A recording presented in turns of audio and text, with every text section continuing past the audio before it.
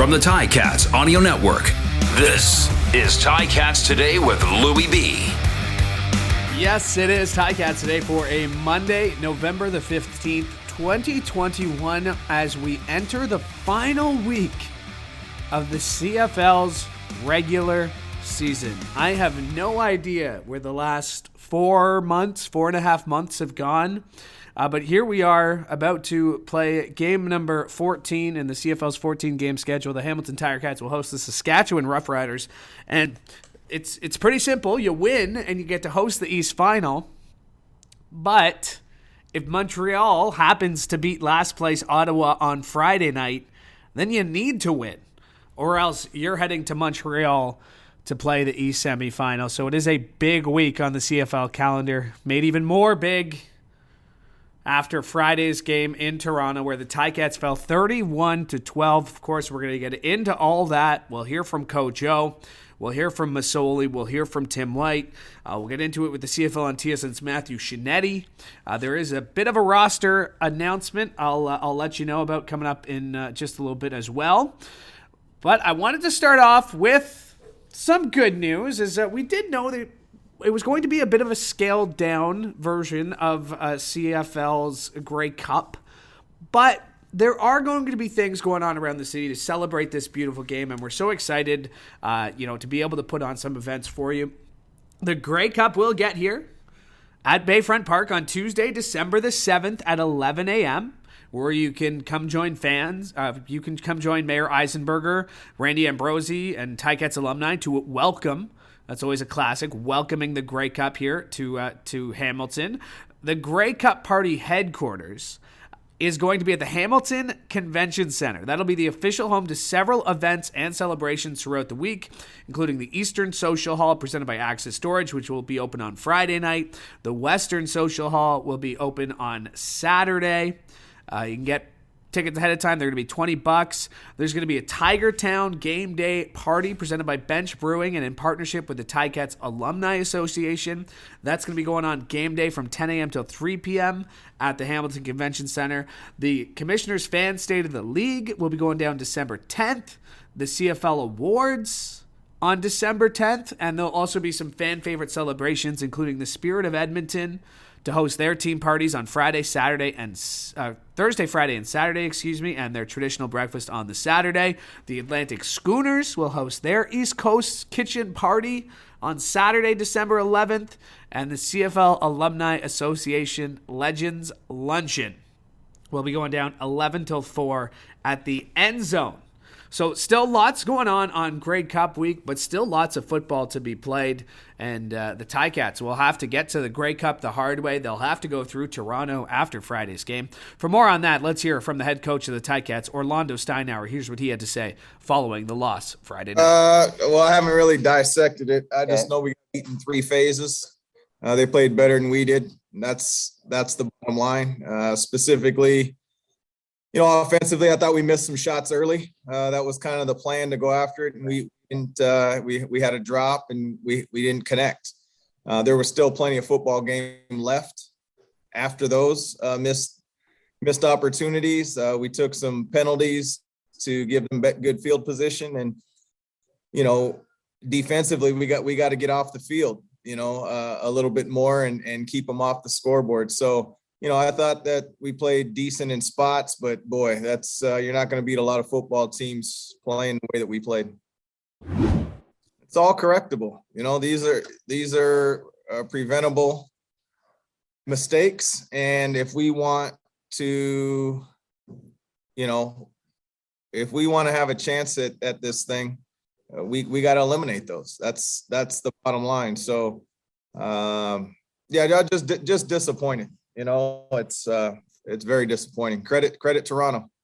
Yeah, there's definitely some things that when it comes to the drops that we haven't seen. I thought that we started off the football year with a lot of penalties. I thought we had that curbed, and with the ones that we could control. And sometimes it's not the amount of penalties; it's the timing of them. And when you're playing in a quote unquote championship type caliber game like this, you got to play cleaner. And we didn't do that. And Yeah, it's just disappointing. We hadn't really shown signs of that, but everybody's got to look themselves in the mirror, starting with me, and go back and go to work. That is the head coach of the Hamilton Ticats, Orlando Steinauer, as he spoke after the Ticats' 31-12 loss on Friday. There is a little bit of a roster note to pass along your way, as the Ticats have announced they have signed national place kicker Gabriel Ferrero to a deal. He's been added to the suspended list while he completes his quarantine. He attended camp with the Cats this season. He also spent some time with the Blue Bombers in October on their practice roster. He's a native of Mississauga. He appeared in 5 games with the Roughriders in 2019, converting 7 of his 9 field goal attempts. He also spent time with the Red Blacks and was originally selected in the 7th round in the 2018 draft by the Calgary Stampeders. He is a product of the University of Guelph, where he set the U Sports record for field goals made in a season with 33 back in 2017. So Gabriel Ferrero signed by the Ticats. Meanwhile, they have released Taylor Bertolette. Taylor Bertolette was the starting kicker for most of the Ticats games this season. Played in Friday night's game. He has now been released, and Gabriel Ferrero has been signed. So something to keep our eye on, because there's, now both the Ticats kickers are nationals. So that makes you think that there's going to be an extra spot for an American on the field, and we'll have to keep our eye on that. But yes, the Ticats releasing Taylor Bertolette and signing Gabriel Ferraro. All right, let's hear from Jeremiah Masoli. Didn't have his best performance of the season. Not a terrible game. I'm not going to take that last pick 6 into too much consideration, as the Ticats were down by 12 at the time, but he finished the game with another 300-yard performance, with 326 yards and 2 interceptions, ending his attempts without a completion somewhere in the neighborhood of near 200, but not the best game for Jeremiah Masoli. Here's what he had to say afterwards. We got to tip our hats to them. They played well. They played hard, and we just weren't hitting.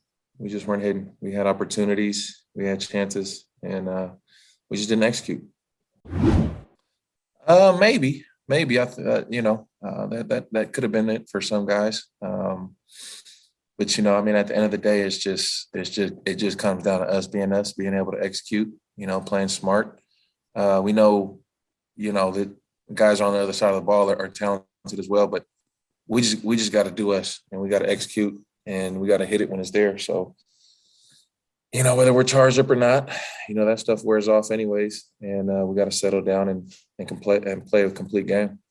You could say that, but at the end of the day, we didn't do it. It's 3-1, so it's kind of like winning by 1 point or 30. Win's a win. So we just got to learn from it, man. Thankfully, this isn't like a playoff, where we're out. We get to come back and have another opportunity to get better and fix any of the mistakes, and hopefully be back here soon. I don't know, man. I don't know if we're in that mindset. I don't think so. I don't think it feels like we're back against the wall right now. I just think we know we kind of didn't play up to our standard. So that was kind of the story of the night for us. And then we just got to get back in it, get back to practice this week, and have a great week of practice. That is the Ticats quarterback, Jeremiah Masoli. He threw for 22 of 40 passes, completed 22 of 40 passes, It's a 55% conversion rate, 326 yards and 2 interceptions. He also added 37 yards on 4 carries on the ground. And let's hear from Tim White. We named him our performer of the game afterwards. He finished the game with 5 catches, 110 yards, including 75 yards after the catch and a 50-yard completion late. He was the first Ticat to go over 100 receiving yards this season. And here's what he had to say after the game. Yeah, I think early on, we just got to, step out there with more composure. At the end of the day, that's what it comes down to. We got to be good on first down and then execute on second downs, especially crucial second downs. And, try our best to put points on the board. I think that's the most important thing. Me personally, I don't mind it. I don't think the team minds it either. I think it's a step that we need right now. I think get an extra game. I think it's important for us. And we have a team that fights. I think we showed that tonight. So I don't think there's any doubt that, that's something that's on our mind that we're worried about. Yeah, I mean, stats, they don't matter. I just want a dub. That's all that matters to me. The big games and losses, you want to do all that you could do to help your team. But, at the end of the day, you want wins. So I think it was tough. I think at the end of the day, we just we have to embrace whatever obstacles we face on the field. So, a little bit of rain, a little wind, whatever it is, I think we need to understand that we have each other's backs, and we're just going to show up and make the plays that we have to make and, go back to the drawing board and rehash whatever it is that, we made mistakes and just continue to make plays.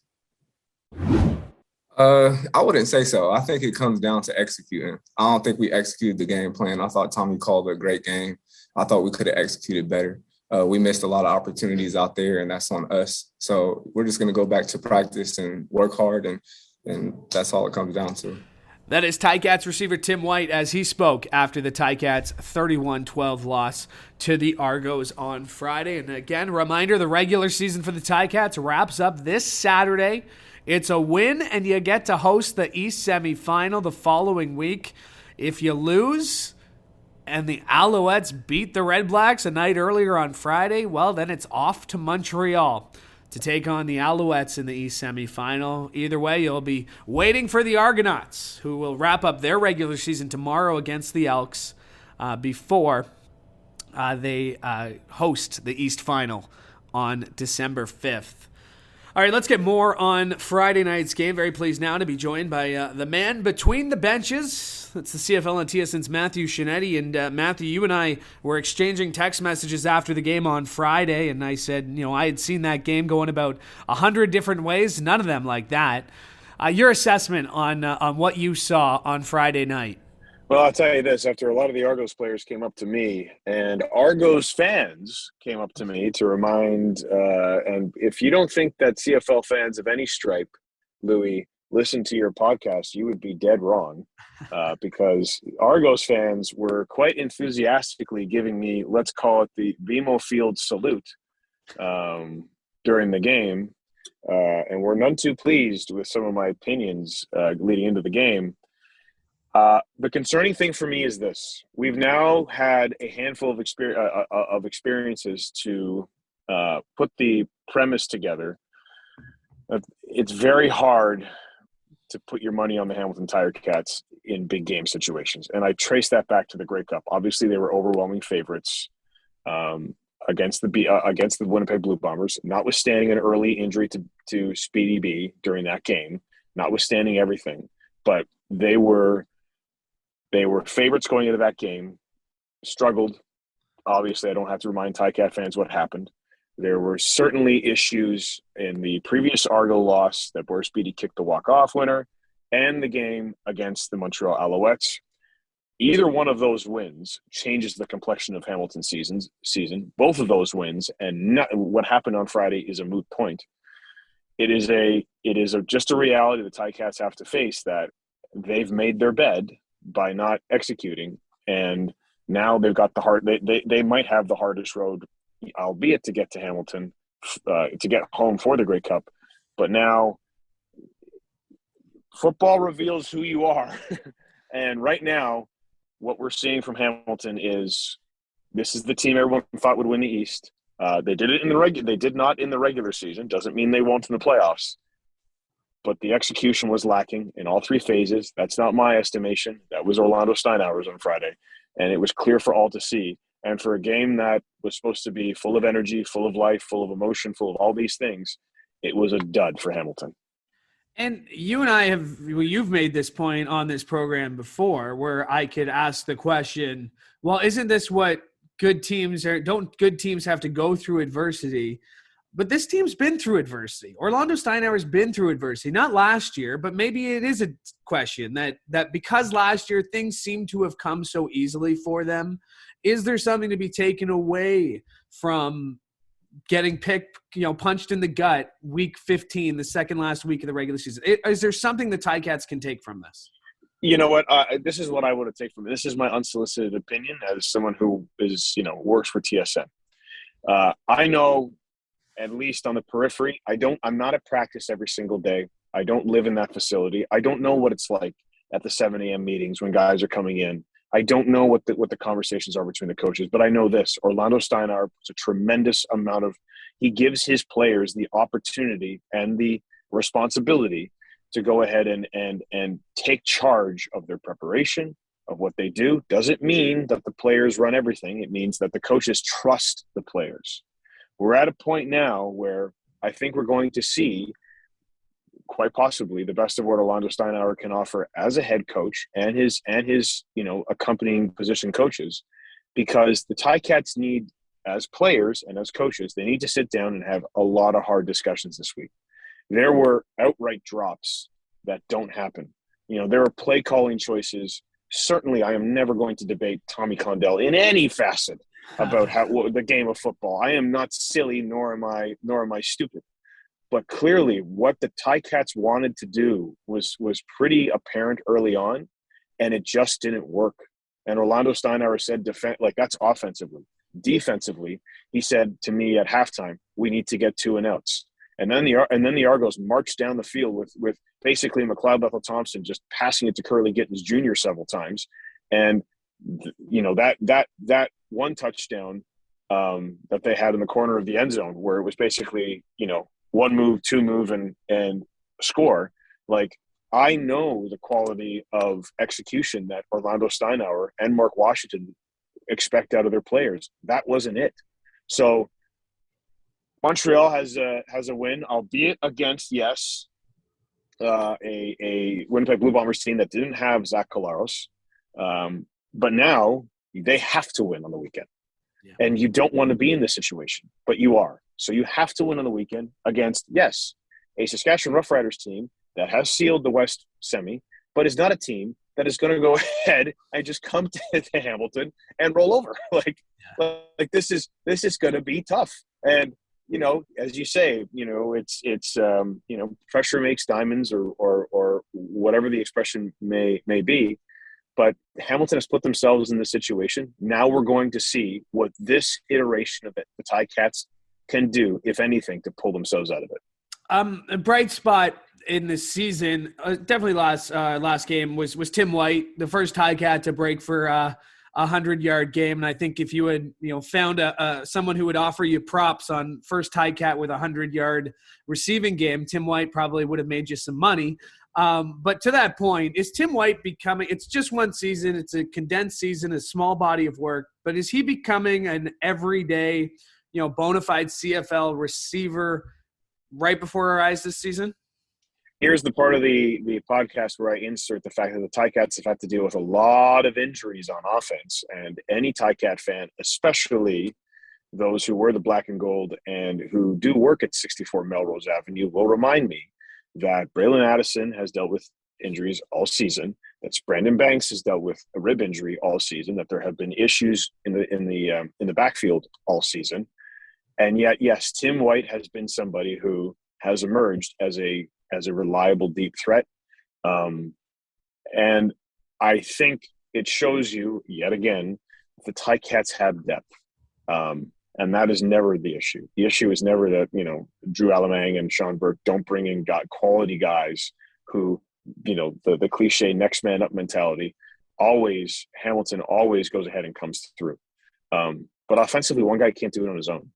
I mean, Tim White has been certainly very good. But if you asked me that we'd be waiting until the second last week of the season to see a Ticat with 100 yards, I would be shocked. I'd be like, nope. I was expecting it to be several times. But the little things, the little performances, the detailed performances. There are certainly guys throughout this roster who have week in and week out. Maybe not the same guy consistently, but there have been guys who have certainly played well.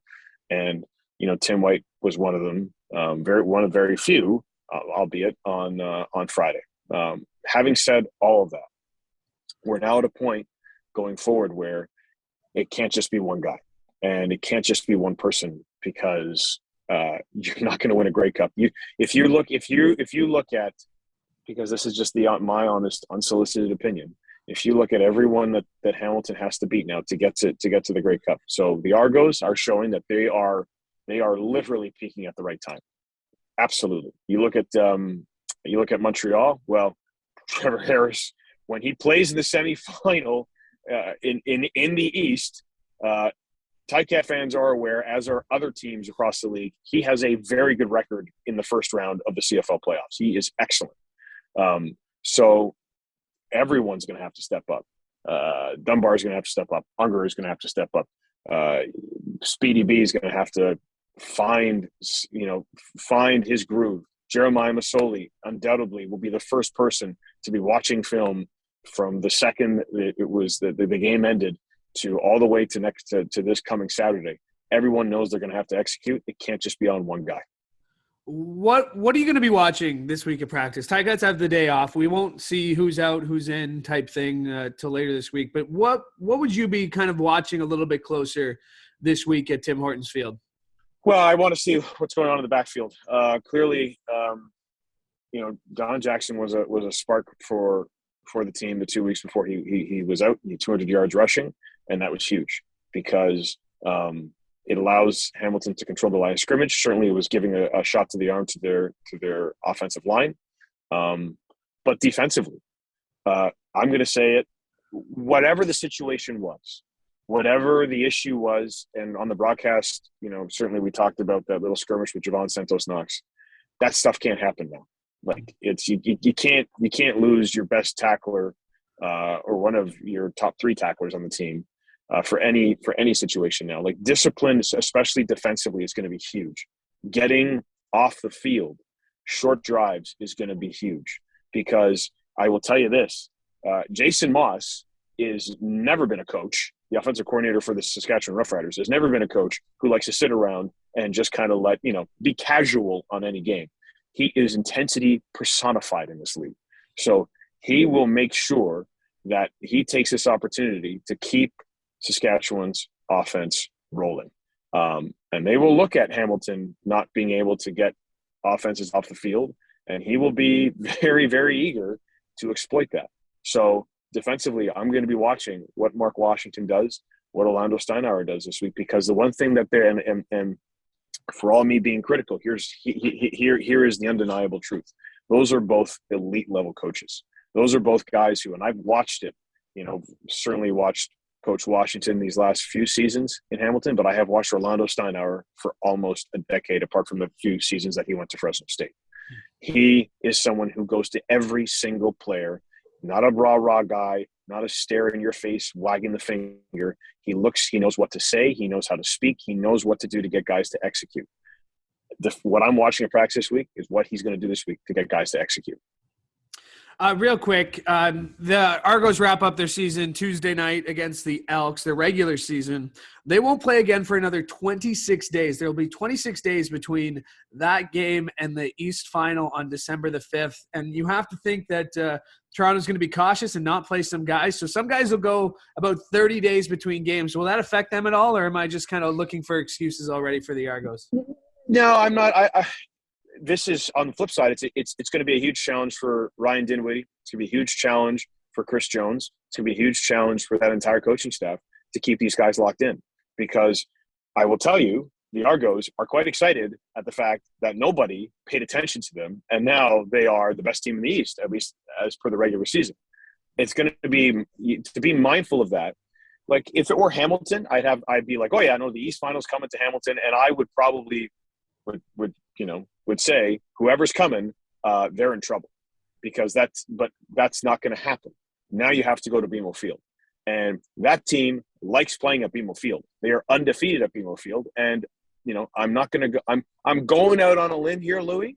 They're probably going to be undefeated when the regular season finishes. With all due respect to the Edmonton Elks and their three games in 7 days, unthinkable sprint.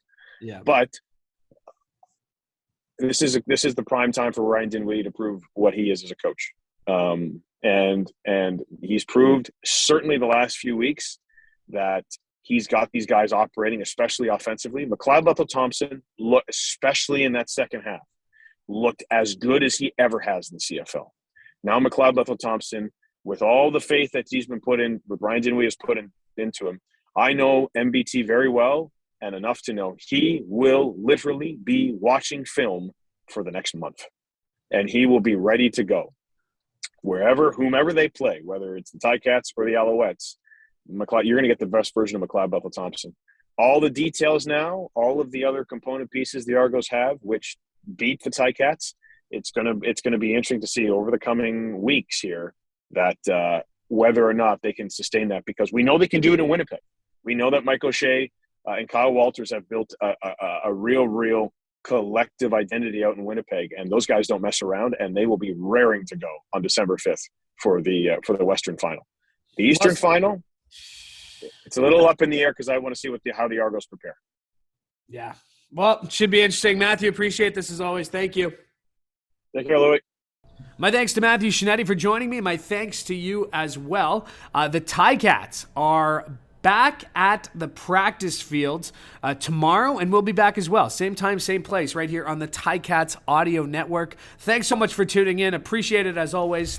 Make sure to join us tomorrow for the Ticats Audio Network. I'm Louis B. Hoping you have a great day. Ticats Today with Louis B. Subscribe, like, and get your Ticats fix every weekday.